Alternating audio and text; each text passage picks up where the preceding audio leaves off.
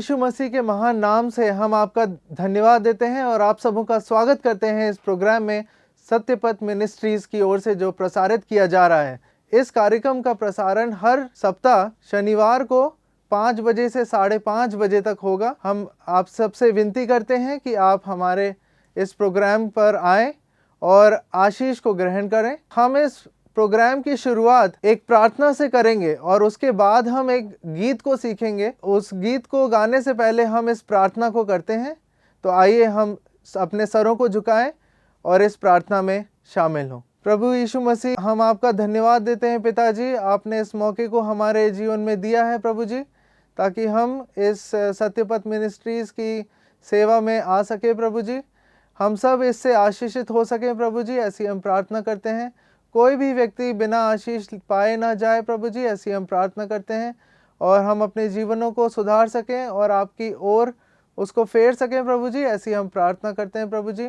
हमारी सहायता करें प्रभु जी। और इस कार्यक्रम को आपके हाथों में सौंपते हैं, वक्तागणों को आपके हाथों में सौंपते हैं, और हम इस गाने को जो हम गाते हैं उससे भी आपकी महिमा हो सके, ऐसी हम प्रार्थना करते हैं। ये सब हम यीशु मसीह के नाम से मांगते हैं, आमीन।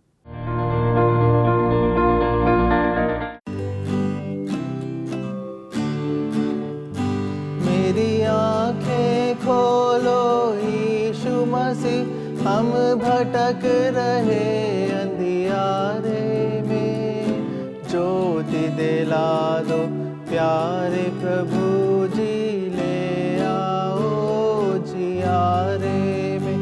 मेरी आंखें खोलो यीशु मसीह, हम हैं लाचार और गिरे हुए, जग में निर्बल और दबे हुए।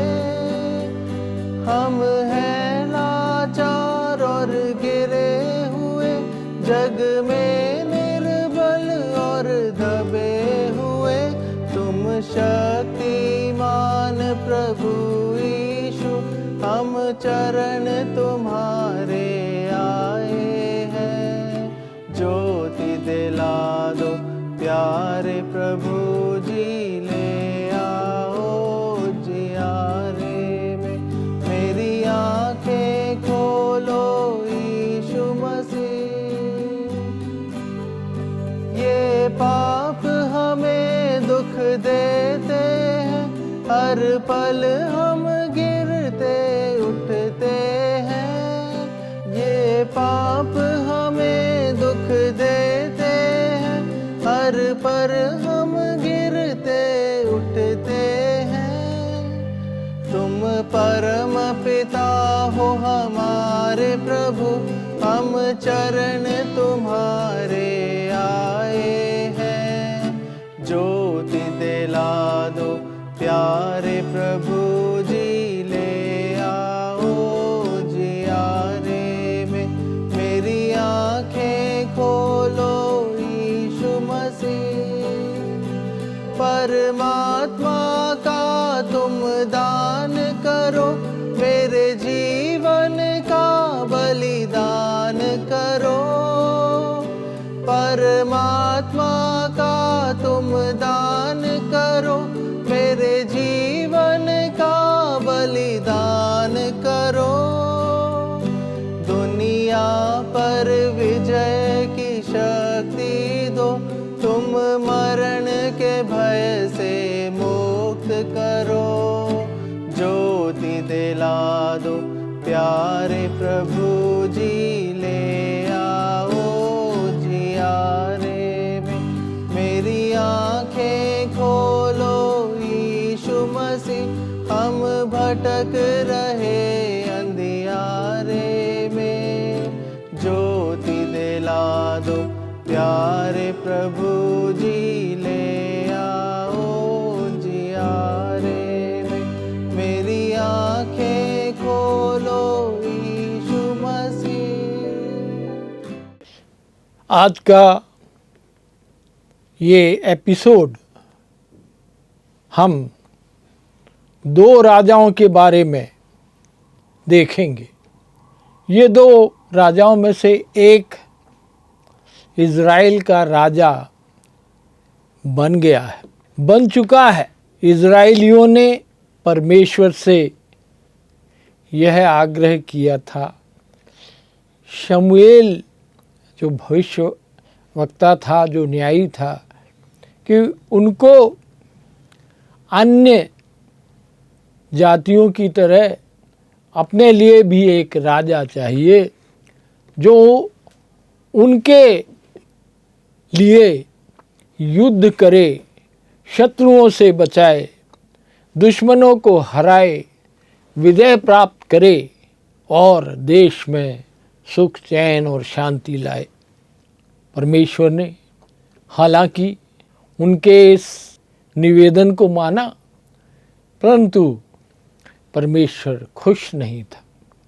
परमेश्वर ने कहा उनको, जब मैं हूँ उनका राजा, सर्वशक्तिमान परमेश्वर, उनके जीवनों की रक्षा करने वाला, उनको मिस्र से निकाल कर लेके आने वाला, उनके बीच में आश्चर्य कर्म करने वाला, उनको भोजन वस्तु देने वाला जब उनका राजा है, तो वो एक मनुष्य को क्यों राजा बनाना चाहते? और परमेश्वर ने राजा बनाने के पहले अपने भविष्य वक्ता से या अपने वो उस न्यायी से परमेश्वर ने कहा कि राजा तो बना लोगे, राजा तो बन जाएगा, मगर उसके परिणाम जो होंगे उन सब के लिए प्रजा को तैयार रहना पड़ेगा। और ये राजा को परमेश्वर ने शमूएल नबी के द्वारा अभिषेक किया और उस राजा का नाम शाऊल था। उसका डील डोल बड़ा था, वो दूर से अलग से दिखता था, दूर से पहचाना जाता था, और परमेश्वर ने उस नबी के द्वारा उसका अभिषेक किया। अब युद्ध हो गया इज़राइल से और फलिस्तीनियों से। युद्ध संग्राम में ये राजा पहुंच गया और सेनाएं आमने सामने खड़ी हो गई। इन सब का वृत्तांत हमको पहला शमूएल के 17वें अध्याय में मिलता है कि यहाँ हम देखते हैं फलिस्तियों ने युद्ध के लिए अपनी सेना को इकट्ठा किया और शाऊल इज़राइली पुरुषों ने भी इकट्ठे होकर एक तराई में डेरे डाले और युद्ध के लिए दोनों सेनाओं ने पांति बांधी, यानी वो खड़े हो गए युद्ध के लिए। अब क्या होता है, युद्ध के दौरान जो राजा था शाऊल, उसने अधिकांश जनता को, अधिकांश व्यक्तियों को सेना में भर्ती होने का आदेश दे दिया। तो एक परिवार था जिसका मुखिया यिशै था, उनके पुत्रों में से 3 पुत्र भी सेना में भर्ती किए गए और वो भी युद्ध के मैदान में थे। जब सब इकट्ठे हो गए, सब एकत्रित हो गए, तो फिलिस्तीनी की तरफ से एक बहुत शूरवीर जिसका नाम था गोलियत निकल के आता है। वो युद्ध भूमि में अकेला युद्ध करना चाहता है। वो कहता है कि पहले हमसे लड़ो, हमको हराओ, हमसे जीतो, फिर आगे बढ़ना। यदि हमसे जीते तो हम लोग हार गए, हम सब आपके अधीन हो जाएंगे। यदि हमने इस एकल युद्ध में जीत लिया तो आप लोग हमारे अधीन हो जाएंगे। ऐसा ही चुनौती देने वाला ये शूरवीर था। उसके हाइट को देखेंगे तो हमको इसके 23 और 24वें पद में 17वें अध्याय में उसके बारे में थोड़ा सा वर्णन दिया जाता है। पलिश्तियों की पांति में से वह वीर अर्थात गतवासी गोलियत नाम वह पलिश्ती योद्धा चढ़ आया और पहले किसी बातें कहने लगा और दाऊद ने उन्हें सुना। उसकी हाइट थी करीब करीब 10 फीट के बराबर, 9.75 फीट थी उसकी हाइट, और उसका जो धारण करने का जो सामग्रियां थी वो हमको इस अध्याय के 4, 5वें, 6वें और 7वें पद में देखने को मिलता है। आप लोग अपने घर में जाएंगे या अपनी बाइबल पढ़ेंगे तो आपको पता लगेगा कि उसने क्या क्या धारण किया हुआ था। युद्ध के लिए, वो एकल युद्ध को लड़ने के लिए इस शूरवीर ने बहुत सारे अस्त्र शस्त्र, बचाव के तरीके, अपनी रक्षा के तरीके अपनाए हुए थे। उसके सिर पर पीतल का टोप था, झिलम वो पहने हुए था, पीतल के कवच थे टांगों पर, उसकी ढाल, उसकी भाला बहुत वजनी था। और हम देखते हैं जब आते हैं तो उसको देखकर सारे इज़राइल के बड़े बड़े योद्धा, बड़े बड़े शूरवीर, राजा शाऊल खुद डर के भाग गए। वो सबको ललकार रहा था युद्ध भूमि में कि आइए हमसे लड़िए, हमसे जीतिए पहले। और वो ऐसा कार्य 40 दिन तक करता रहा। 40 दिन तक किसी को, ना राजा को, ना राजा की सेना में जो शूरवीर हैं, जो मल्ल युद्ध कर सकते हैं, जो एकल युद्ध कर सकते हैं, किसी की हिम्मत नहीं पड़ी कि उसको ललकार दें, उससे कहने लगे कि मैं उससे लड़ना चाहता हूँ, मैं उस शूरवीर से लड़ना चाहता हूँ। तो वैसा हुआ। तब जो यिशै नाम का परिवार था, उस परिवार से उनके पुत्र 3-4 युद्ध भूमि में थे, और युद्ध भूमि से कोई खबर भी नहीं आ रही थी कि युद्ध में वो जीत रहे हैं कि हार रहे हैं, जिंदा हैं कि मृत हो गए हैं। उनका राजा का क्या हर्ष हुआ किसी को नहीं मालूम। तब यिशै ने अपने छोटे पुत्र, जो आगे जाके राजा बनेगा, दाऊद को युद्ध भूमि की तरफ भेजा।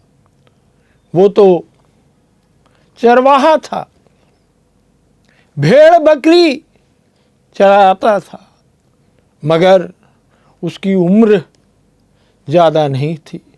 वो जवान था, उसके चेहरे पे लड़कपन दिखता था, उसमें कोई योद्धा के गुण नहीं थे।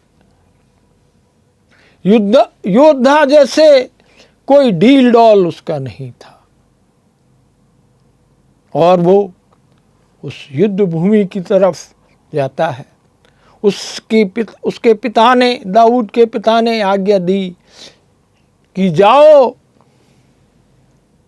तुम युद्ध भूमि में जाओ और वहाँ का कुशल क्षेम पूछो, भाइयों का कुशल क्षेम पूछो। तो ये दाऊद जो है, दाऊद के चरित्र को हम देखते हैं कि वो डरा नहीं कि युद्ध भूमि में, मल्ल युद्ध में, युद्धाभ्यास में उसको कुछ भी पता नहीं है। वो डरा नहीं, उसने अपने कर्तव्य को निभाया और पूरी कर्तव्य निष्ठा उसने की और युद्ध भूमि में चला गया। और जैसे ही वो वहाँ पहुँचता है तो पद 23 और 24 में हम देखते हैं कि ये जो दुश्मन का शूरवीर है वो युद्ध भूमि में आ जाता है और सारी सेनाओं को ललकार रहा, बड़ी बड़ी बातें कर रहा। परमेश्वर को, जो इज़राइल का परमेश्वर है, जो जीवित परमेश्वर है, उसको भी ललकार रहा है। जब दाऊद ने उसके शब्द सुने, उसकी वाणी को सुना और देखा कि सारे इज़राइल के योद्धा भाग खड़े हुए, उसको देखना भी नहीं चाहते, उससे युद्ध करने की बात तो छोड़ दें, उसके सामने से भागना चाहते हैं। सारे सैनिकों में होड़ मची है कि मैं पहले भागूं कि तुम पहले भागो। कोई को हिम्मत नहीं है उस शूरवीर से लड़ने की। दाऊद ने सबको देखा। जो राजा था शाऊल, उसने कहा कि जो भी इस शूरवीर से लड़ेगा उसको बहुत इनाम दिया जाएगा। वो एक प्रलोभन देना चाहता है, अपने सैनिकों को प्रोत्साहित करना चाहता है। कहता है कि यहाँ तक कि मैं इनाम दूंगा कि उसको मैं अपना दामाद बना दूंगा, राजमहल में वो प्रवेश कर जाएगा, उसकी बेटी से वो शादी कर लेगा और भी अन्य इनाम मिलेगा। दाऊद ने ये सब बातें सुनी, उस इनाम के बारे में देखा, समझा, सुना। दाऊद ने जो आगे जाके इज़राइल का राजा होगा, ये इनाम को सुना। शाऊल राजा द्वारा जो इनाम घोषित किया उसको सुना और उसके भाई लोग थे, वो उससे कहने लगे तू क्यों ये सब बातें जानना चाहता है। वो क्रोध में भर गए, उनके मन में जलन होने लगी। मगर हम देखते हैं कि दाऊद राजा, जो आगे जाके राजा बनेगा, उसने उनके उस क्रोध को, उनके इस जलन को नज़रअंदाज किया। वो उस युद्ध भूमि में उनके साथ वाद विवाद नहीं कर रहा है। बाइबल स्पष्ट बताती है। 28वें, 29वें और 30वें पद को हम पढ़ेंगे तो हम देखते हैं कि दाऊद जो है अपने भाइयों के विचारों से, जो बिल्कुल मेल नहीं खाता था, उन सब के विचारों से वो नज़रअंदाज कर दिया, वो वहाँ से चल दिया। मगर हम देखते हैं कि उसमें आत्मविश्वास आ गया। उसको ये विश्वास था कि वो ही है वो व्यक्ति जो इस शूरवीर को हरा सकता है। परमेश्वर के नाम से, परमेश्वर की शक्ति से वो इस युद्ध में विजयी होगा। वो जीवते परमेश्वर की तरफ से वो युद्ध लड़ेगा और इस गोलियत नाम के शूरवीर को परास्त करेगा। यहाँ तक वो बोला कि मैं उसका सिर उसके शरीर से अलग करेगा। ये सब बातें जब वो कह रहा था युद्ध भूमि में, तब वो राजा शाऊल है, उसने ये सुना कि कैसा बालक है जिसको कोई युद्ध कौशल नहीं है, जो चरवाहे का काम करता है, क्या वो ऐसे शूरवीर से एकल युद्ध करेगा, मल्ल युद्ध करेगा, उसको परास्त करेगा। राजा ने उसको बुलाया दाऊद को। दाऊद ने कहा कि परमेश्वर उसके साथ, वो जीवते परमेश्वर के भरोसे पर, उसकी शक्ति पर विश्वास करता है। जब भी ऐसी कोई समस्या आती है, जब ऐसी कोई परिस्थिति आती है, तो हमेशा जीवते परमेश्वर ने उसका साथ दिया और खतरों से बचाया।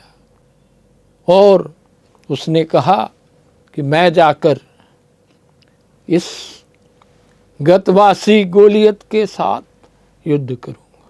शाऊल राजा ने सोचा कि ये तो निहत्था है, इसके पास एक गोफन है, इसके पास एक छोटा सा थैला है, इसके पास कुछ भी नहीं है, सुरक्षा के कोई साधन नहीं है, युद्ध क्षेत्र में काम आने वाले अस्त्र शस्त्र उसके पास नहीं है, कैसे युद्ध करेगा।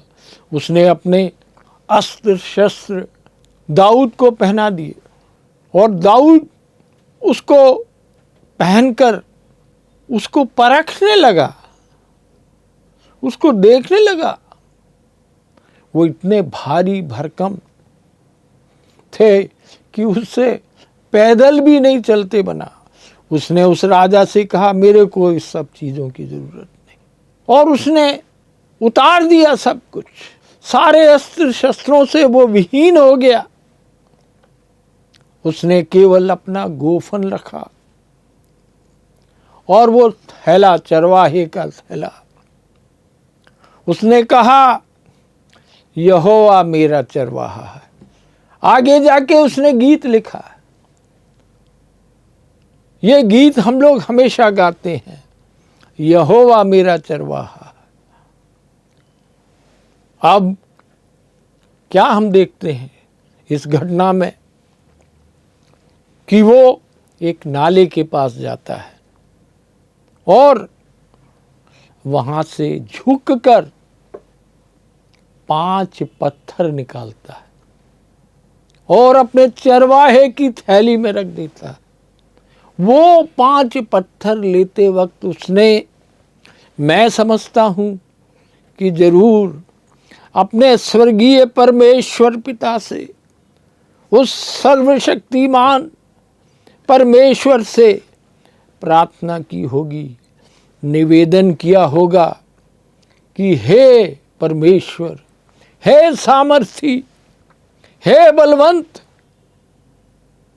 तू हमको इस युद्ध में, इस मल्ल युद्ध में, इस एकल युद्ध में विजयी बना।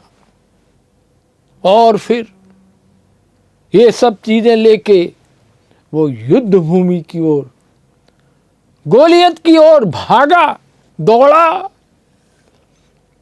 देखने को मिलता है कि वो उसके पास दौड़ा। जब गोलियत ने देखा कि ये कौन सा लड़का आ रहा है, उसने उसको, लिखा है वचनों में कि बहुत तुच्छ जाना।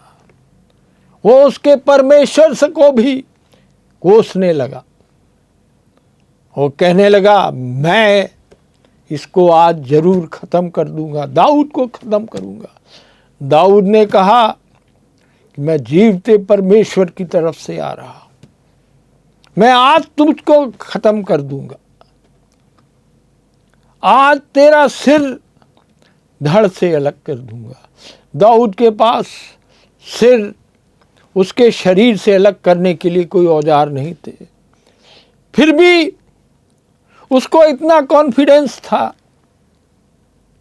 वो कहता है कि मैं आज उसका सिर उसके शरीर से अलग कर दूंगा। और उसने पत्थर अपने गोफन में लगाया और गोफन को चलाया।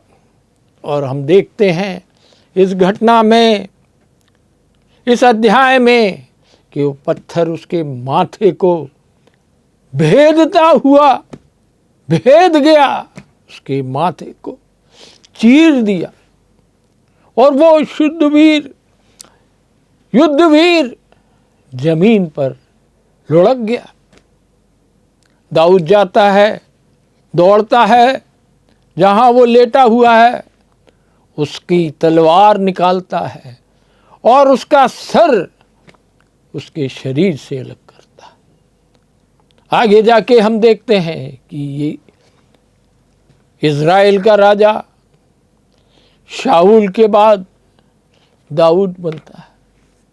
दाऊद के जीवन में जब भी कोई समस्या आती थी वो परमेश्वर के पास जाता था।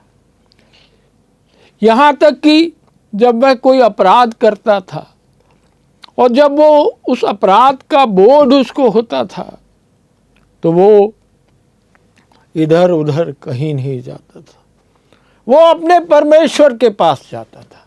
ऐसा एक शुद्धवीर आगे जाके कई घटनाओं के बाद वो एक महान राजा बनता है। और हमारा प्रभु यीशु मसीह इस दाऊद की संतान माना जाता है। दाऊद के वंश से वो इस पृथ्वी पर आता है। और हम पवित्र शास्त्र में देखते हैं कि दाऊद के वंश से हमारा उद्धारकर्ता, हमारा शुद्धवीर इस धरती पर जन्म लिया। हमारा प्रभु यीशु मसीह हमारा शूरवीर है, हमारा युद्धवीर है, हमारा सामर्थ्य यीशु मसीह है। परमेश्वर आप सबको आशीष दे। आमीन। हमें उम्मीद है कि आपको ये प्रोग्राम पसंद आया होगा, इसलिए देखना ना भूलें। यही कार्यक्रम हर सप्ताह इसी दिन, इसी समय, इसी चैनल पर। अधिक जानकारी के लिए स्क्रीन पर लिखे हुए नंबर पर संपर्क करें।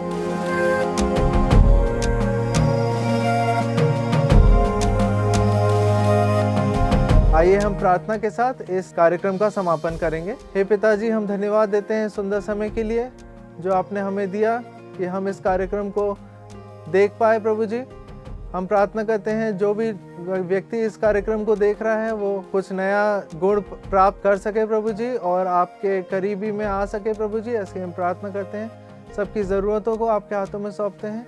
हम इस धन्यवाद के साथ इस प्रार्थना को यीशु मसीह के नाम से मांगते हैं। आमीन।